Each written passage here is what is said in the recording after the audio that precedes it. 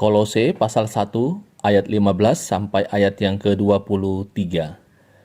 Keutamaan Kristus. Ia adalah gambar Allah yang tidak kelihatan, yang sulung, lebih utama dari segala yang diciptakan.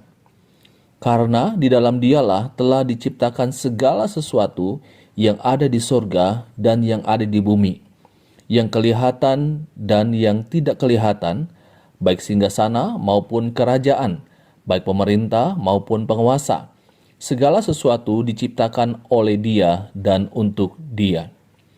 Ia ada terlebih dahulu dari segala sesuatu, dan segala sesuatu ada di dalam Dia. Ialah kepala tubuh, yaitu jemaat. Ialah yang sulung, yang pertama bangkit dari antara orang mati, sehingga Ia yang lebih utama dalam segala sesuatu. Karena seluruh kepenuhan Allah berkenan diam di dalam Dia, dan oleh Dialah Ia memperdamaikan segala sesuatu dengan dirinya, baik yang ada di bumi maupun yang ada di sorga, sesudah Ia mengadakan pendamaian oleh darah salib Kristus. Juga kamu yang dahulu hidup jauh dari Allah dan yang memusuhinya dalam hati dan pikiran seperti yang nyata dari perbuatanmu yang jahat, sekarang diperdamaikannya di dalam tubuh jasmani Kristus oleh kematiannya, untuk menempatkan kamu kudus dan tak bercelah dan tak bercacat di hadapannya.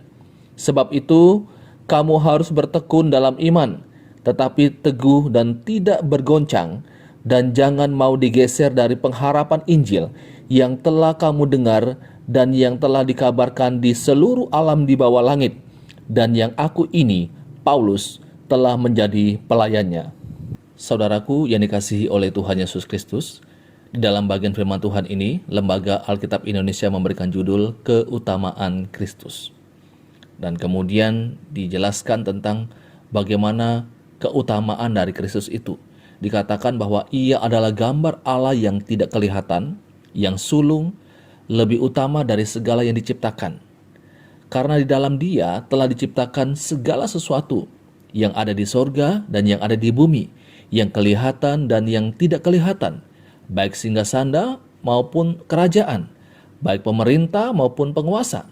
Dan menarik sekali, segala sesuatu diciptakan oleh Dia. Ini artinya bahwa Yesus itu adalah Allah, dan kemudian untuk siapa? Untuk Dia. Diciptakan oleh Dia dan untuk Dia.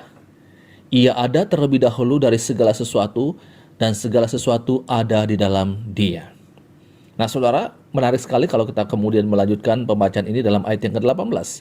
Ialah kepala tubuh, yaitu jemaat.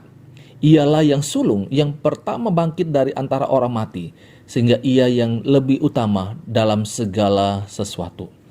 Nah saudaraku, mari kita lihat dalam ayat yang ke-18, dikatakan ialah kepala tubuh. Kita akan dapat menemukan ada manusia yang hidup atau bisa hidup karena tidak punya tangan. Ada manusia yang bisa hidup karena tidak punya kaki atau organ tubuh yang lainnya. Tetapi kita tidak akan menemukan di dalam dunia ini ada orang yang bisa hidup tanpa kepala. Kita tidak akan menemukan ada orang yang hidup tanpa kepala. Apa artinya Bapak Ibu? Artinya kepala ini adalah sesuatu yang sangat sentral dari tubuh.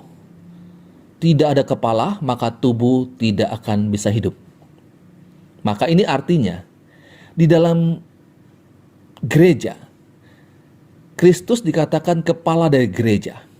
Dan ketika tidak ada Kristus di dalam gereja tersebut, maka sudah bisa dipastikan gereja itu gereja yang mati.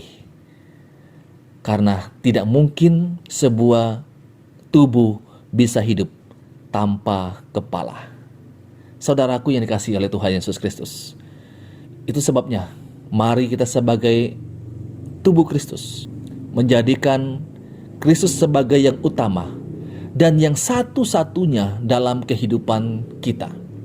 Tanpa Kristus, kita tidak ada apa-apanya.